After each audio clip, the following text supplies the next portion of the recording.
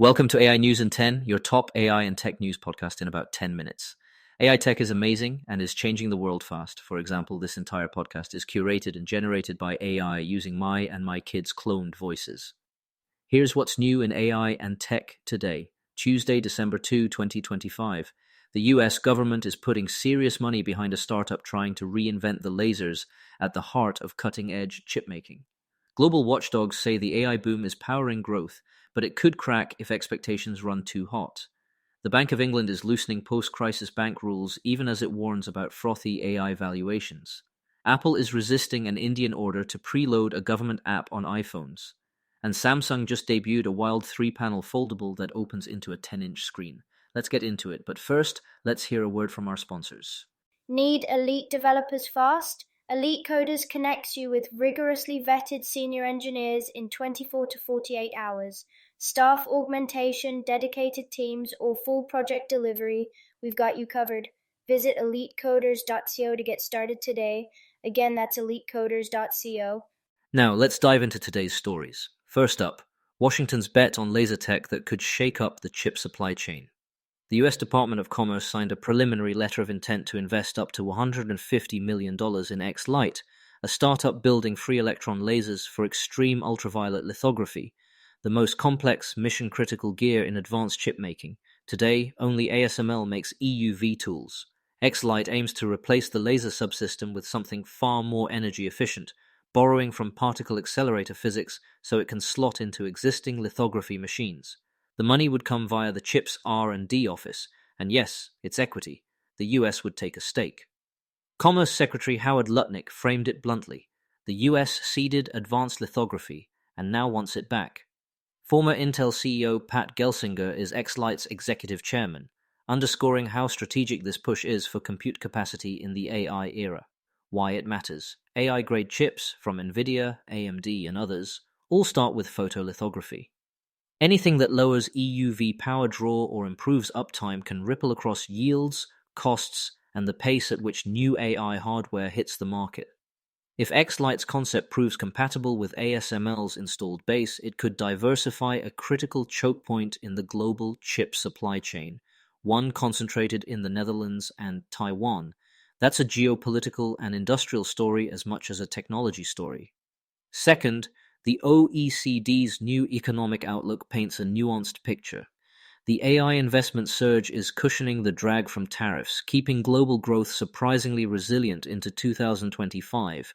Yet the same enthusiasm could morph into a market correction if earnings and productivity don't materialize fast enough. The OECD sees global growth easing from roughly 3.2% in 2025 to 2.9% in 2026, then ticking back up to 3.1% in 2027.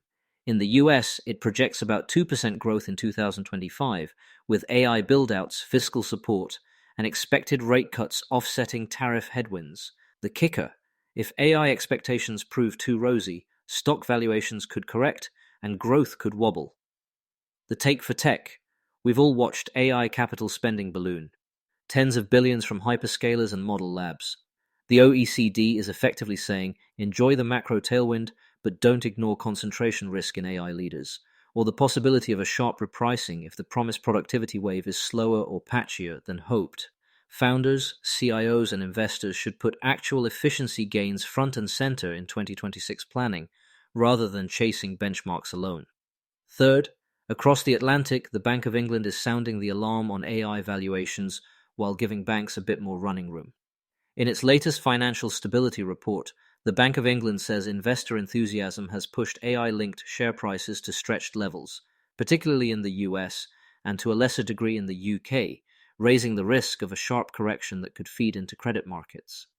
At the same time, UK banks sailed through stress tests, and the Bank of England signaled the first easing of capital requirements since the 2008 crisis, arguing current buffers are above what's needed for resilience. The message: banks look solid, but parts of the market, especially AI darlings, look hot. What to watch next? Vulnerabilities around leveraged positions in gilt repo markets and rising private credit exposures.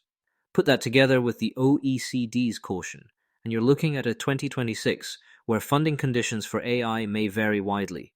Strong balance sheets will keep building, while weaker credits, especially those betting solely on multiple expansion, could face a tougher tape. Before we continue, here's a quick message from our sponsors. This episode is brought to you by Family GPT, the AI chat platform actually designed for kids.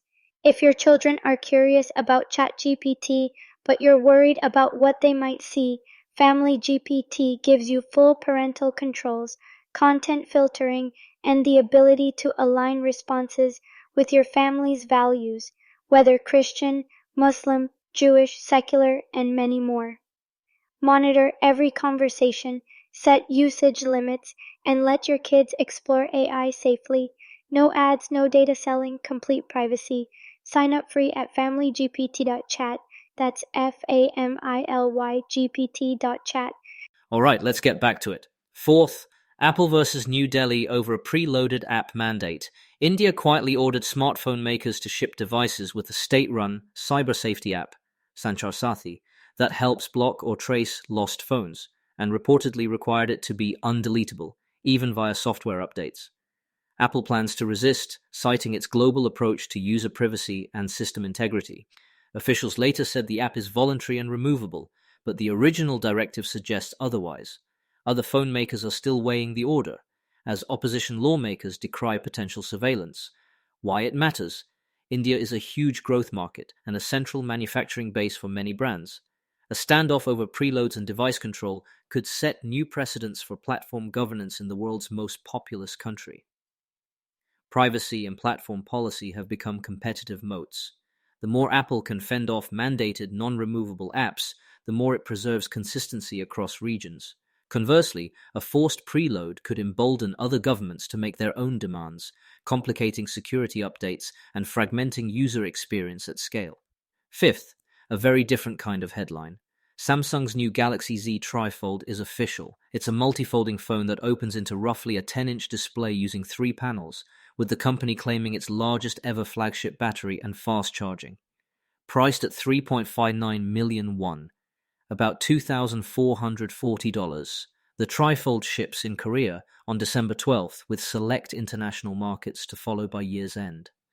Analysts call it a tech showpiece more than a volume driver, but it signals where form factors are heading as on-device AI and bigger canvases converge. Even by 2027, foldables may still be under 3% of the smartphone market, but the high end is where user experience experiments tend to start, then trickle down. What's the AI angle? Edge models keep getting better, and generative video, multimodal assistance, and AI-enhanced productivity thrive on screen real estate. If Samsung and its rivals can marry TriFold ergonomics with battery life, heat management, and on-device accelerators, the next AI wave could feel truly personal, not just cloud-based. For now, it's pricey, complex, and niche, but the blueprint is on the table. Quick recap. The US is seeding a potential breakthrough in EUV lasers to shore up the AI chip pipeline. The OECD says AI spending is propping up growth even as it warns of a possible market correction. The Bank of England is loosening bank capital rules while flagging overheated AI valuations. Apple is pushing back against India's app preload order on privacy grounds. And Samsung's TriFold hints at where AI-centric hardware could go next. We'll be watching which of these bets, policy, product, or platform, turn into a durable advantage in 2026.